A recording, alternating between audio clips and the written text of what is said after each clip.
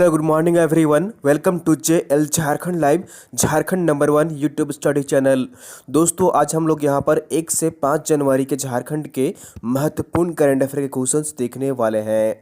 तो दोस्तों अगर आप JL झारखंड लाइव चैनल में अगर नए हैं तो सबसे पहले चैनल को जरूर सब्सक्राइब कर लीजिए और साथ ही जो बेल आइकन बना हुआ है उसको प्रेस कर लीजिए ताकि आगे का जो भी अपडेट्स अगर वीडियो आएगी नोटिफिकेशन सबसे पहले आपको यहाँ पर मिल जाया करेगी। तो दोस्तों चैनल को जरूर सब्सक्राइब कर लीजिए और पीडीएफ के लिए आप हमारे टेलीग्राम ग्रुप में ज्वाइन कर लीजिए। वीडियो के नीचे आपको डिस्क्रिप्शन में लिंक मिल जाएगी, आप वहां पर क्लिक कर हमारा टेलीग्राम ग्रुप ज्वाइन कर सकते हैं। डेली शाम के 7 बजे वहां पर पीडीएफ प्रोवाइड कर दी जाती है, तो पीडीएफ के लिए आप हमारे टेलीग्राम ग्रुप जरूर ज्वाइन कर लीजिए।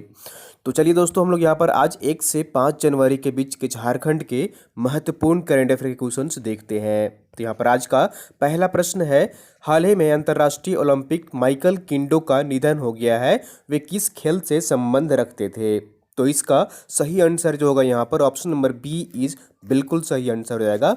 वे हॉकी खिलाड़ी थे। क्या थे? वे एक हॉकी खिलाड़ी थे और उनका हाल ही में निधन हो गया है। तो वे एक अंतर्राष्ट्रीय ओलंपियन थे माइकल किंडो और उनका हाल ही में निधन हो गया है। चलिए हम लोग यहाँ पर इनके बारे में सारी डिटेल्स यहाँ पर देख लेते हैं। तो जैसा कि आप यहाँ पर देख पा रहे हैं, हॉकी के पूर्व ओलंपियन माइकल किंडो का 73 वर्ष की उम्र में निधन हो गया है। माइकल किंडो का जन्म सिमडेगा के कुर्डेग में वर्ष 1947 में हुआ था। उन्होंने सेना में नौकरी करते हुए भारतीय हॉकी टीम में अपनी जगह बनाई और कई वर्ल्ड कप में भारत को पदक दिलाया। 1972 में म्यूनिख ओलंपिक में भारतीय टीम ने कांस्य पदक जीता था। किंडो इस टीम के हिस्सा थे। 1971 विश्व कप में कांस्य, 1973 में रजत और 1975 विश्व कप में स्वर्ण पदक उनके खाते में है। एशियन गेम्स, एशिया कप का मनोबल सहित कई प्रतियोगिता में भी उन्होंने भारत का प्रतिनिधित्व किया है। भारत सरकार ने उन्हें अर्जुन पुरस्कार से भी नवाजा था और माइकल किंडो सेवानिवृत्त होने के बाद सेल राउरकेला की हॉकी अकादमी में प्रशिक्षक की भूमिका में रह रहे थे।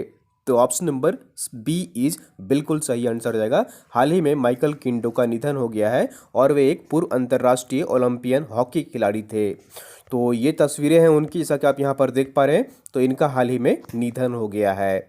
चलिए अगले प्रश्न की ओर चलते हैं और अगला प्रश्न है यहाँ पर, झारखंड राज्य के कितने जिलों में कोरोना टीका का जो है यहाँ पर ड्राई रन का आयोजन किया जाएगा? टीकाकरण का ड्राई रन का आयोजन किया जाएगा। तो इसका सही आंसर जो होगा यहाँ पर ऑप्शन नंबर बी इज बिल्कुल सही आंसर हो जाएगा। कुल 5 जिलों में, कितने जिलों में? कुल 5 जिलों में झारखंड राज्य में कोरोना टीकाकरण का ड्राई रन का आयोजन किया जाएगा। तो ऑप्शन नंबर बी इज बिल्कुल सही आंसर हो जाएगा। चलिए हम लोग यहाँ पर ये देख लेते हैं कि 5 जिले कौन कौन से हैं।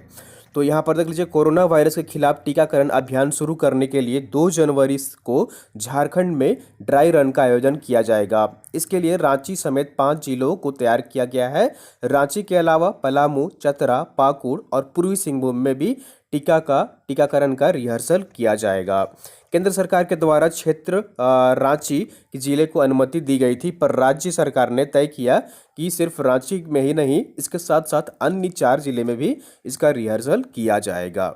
तो ऑप्शन नंबर यहाँ पर जो होगा सी इज बिल्कुल सही आंसर हो जाएगा। राज्य के 5 जिलों में टीकाकरण का रिहर्सल किया गया है कोरोना टीका का। चलिए अगले प्रश्न की ओर चलते हैं और अगला प्रश्न है यहाँ पर, झारखंड की राजधानी रांची में लाइट हाउस परियोजना के तहत कितने लाइट हाउस निर्माण किए जाएंगे? तो इसका सही आंसर जो होगा यहाँ पर ऑप्शन नंबर सी इज बिल्कुल सही आंसर हो जाएगा। रांची में, झारखंड की राजधानी रांची में कुल 1008 लाइट हाउस का निर्माण किया जाएगा और ये किया जाएगा लाइट हाउस परियोजना के तहत। तो ऑप्शन नंबर सी इज बिल्कुल सही आंसर हो जाएगा। ठीक है, याद रखिएगा, रांची में 1008 लाइट हाउस निर्माण करने की परियोजना को शुरुआत की गई है इसकी। चलिए हम लोग यहाँ पर सारे डिटेल्स में देख लेते हैं। तो झारखंड की राजधानी रांची में 1008 लाइट हाउस का निर्माण किया जाएगा। इसकी शुरुआत प्रधानमंत्री नरेंद्र मोदी ने झारखंड समेत अन्य 6 राज्यों में लाइट हाउस परियोजना की शुरुआत की है। झारखंड के अलावा मध्य प्रदेश के इंदौर, गुजरात के राजकोट, त्रिपुरा के अगरतला और यूपी के लखनऊ में इसकी स्थापना की जाएगी। यह लाइट हाउस कम आय वाले लोगों को सस्ता में मकान जो है, घर जो है उपलब्ध कराया जाएगा और इन शहरों में एक साल में 1,000 घर बनाए जाएंगे।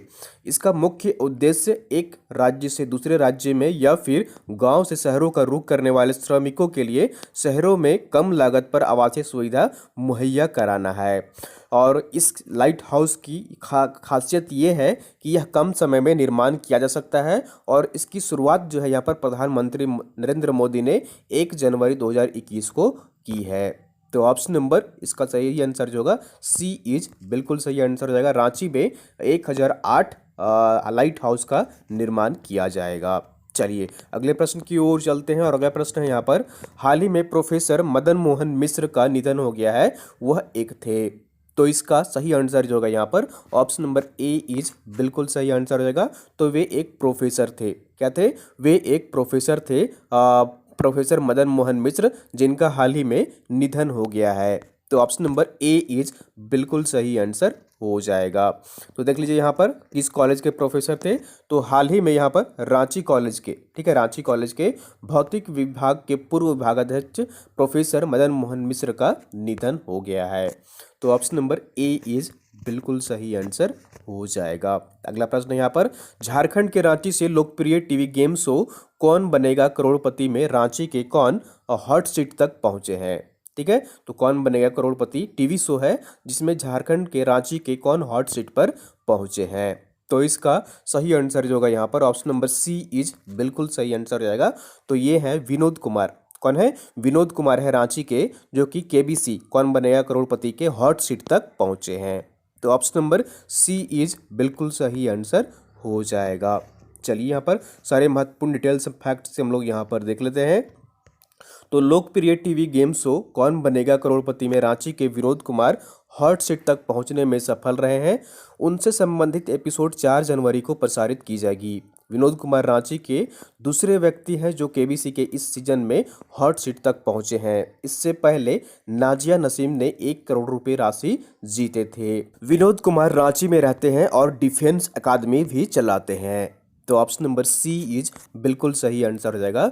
विनोद कुमार है जो कि कोई केबीसी के हॉट सीट तक पहुंचे हैं और ये झारखंड के रांची से बिलोंग करते हैं। तो ये उनकी तस्वीरें हैं, यहाँ पर देख लीजिए, यही है विनोद कुमार जो कि केबीसी के हॉट सीट तक पहुंचे हैं।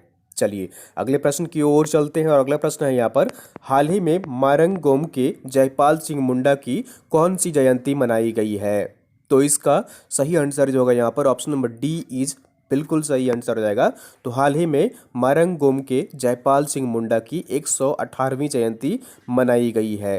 कौन सी जयंती मनाई गई है? 118वीं जयंती मनाई गई है। तो ऑप्शन नंबर डी इज बिल्कुल सही आंसर हो जाएगा। चलिए हम लोग यहाँ पर इनके बारे में यहाँ पर सारे डिटेल्स महत्वपूर्ण फैक्ट्स देख लेते हैं। तो आदिवासी महानायक कहे जाने वाले मारंगगोमके की उपाधि से अलंकृत मंत्री जयपाल सिंह मुंडा को 3 जनवरी को 118वीं जयंती मनाई गई है। ठीक है, तो इनका जो जन्म हुआ था वो कब हुआ था? 3 जनवरी को इनका जन्म हुआ था और वर्ष जो था 1930 में इनकी जन्म हुई थी। ठीक है, तो खूंटी जिला में इनका जन्म जो हुआ था 3 जनवरी 1930 को खूंटी जिले के टकराहाटू, ठीक है, टकराहाटू गांव में हुआ था, जबकि मृत्यु 30 मार्च 1970 को हुई थी।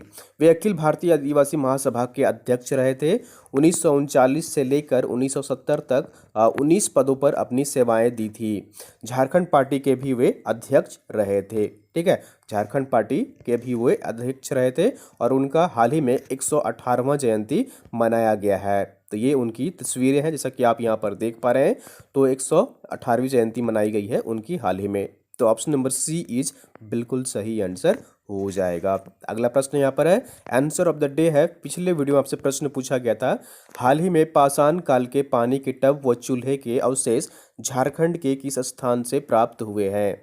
तो इसका सही आंसर जो होगा यहाँ पर ऑप्शन नंबर बी इज बिल्कुल सही आंसर हो जाएगा। इसको से प्राप्त हुए हैं। कहाँ से प्राप्त हुए हैं? इसको से प्राप्त हुए हैं। तो ऑप्शन नंबर बी इज बिल्कुल सही आंसर हो जाएगा। चलिए हम लोग यहाँ पर सारे महत्वपूर्ण फैक्ट्स एंड डिटेल्स देख लेते हैं।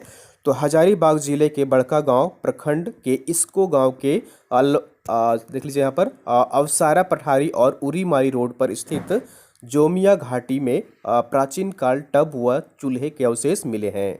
इन पत्थरों को तराश कर बनाया गया है और उत्तर पाषाण काल का बताया जा रहा है। इतिहासकारों के अनुसार उत्तर पाषाण काल में जब क्रोमोमैग्नेन मानव अर्थात ज्ञानी मानव का युग आया तो इंसान ने आग का इस्तेमाल करना और पन्नों को तराशना, पत्थरों को तराशना सीख लिया था। यह क्षेत्र पुरातात्विक स्रोत के आधार पर है एवं यहाँ मौजूद पाषाण काल के दर्जनों गुफाएं हैं। तो ऑप्शन नंबर बी इज बिल्कुल सही आंसर जाएगा। तो ये जो प्राप्त हुए हैं वो इसको में प्राप्त हुए हैं, जो कि हजारीबाग के नज़दीक है।